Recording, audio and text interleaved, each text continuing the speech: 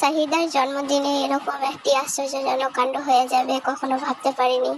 তোমরা দেখো ভিডিওটা, তারপর বুঝতে পারবে। পুরো ভিডিওটি শেষ পর্যন্ত দেখার অনুরোধ রইল। সবাই দেখো। আসসালামু আলাইকুম বন্ধুরা, তোমরা সবাই কেমন আছো?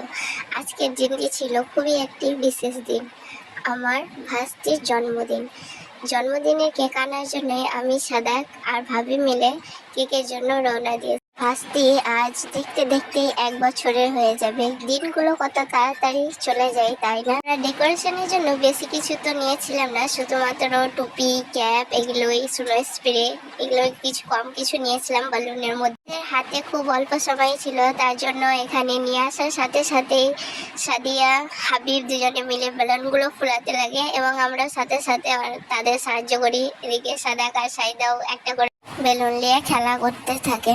আসলে আমরা খুব লেট করে কেকগুলো কিনতে গিয়েছিলাম, যা আনতে গিয়ে আমাদের অনেকটাই সময় চলে গিয়েছিল এবং হাতে খুব কম সময়ের মধ্যে আমরা ডেকোরেশনটা করেছি। খুব বেশি করিনি, আলতো একটু করে করেছি। দেওয়ালে শুধু হ্যাপি বার্থডেটা টাঙিয়ে দিয়েছি আর ওয়ালগুলোতে একটু একটু করে বেলুন লাগিয়ে জাস্ট ঘরটা সাজায়, একটু যাতে দেখতে ভালো লাগে ওরকম ভাবে সাজিয়ে। সাদাক তো এখানে ভীষণ ভাবে এক্সাইটেড ছিল বার্থডের জন্য। ওই আমাকে বারবার করে জিজ্ঞেস করছিল, মা আমার বার্থডে কখন, আমিও এভাবে সাজাবো, কেক কাটবো।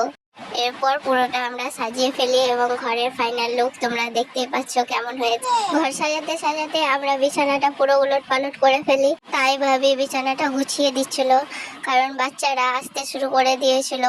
এর মধ্যেই ঘটে যায় সে এক কাণ্ড। ঘর সাজানোর পরই সাথে সাথে এই যে দেখো লাইনটা পালিয়ে গেছে কারেন্ট চলে যাওয়ার জন্য। এই যে সাইদার অবস্থা এখানে অনেক খারাপ হয়ে গেছে। তার মা তাকে পুরোটা জামা কাপড় খুলিয়ে তাকে ওখানে পুতুল দিয়ে খেলতে বসায়, আর আমরাও ভেবে পাচ্ছিলাম না অন্ধকারের মধ্যে কি করব না করব।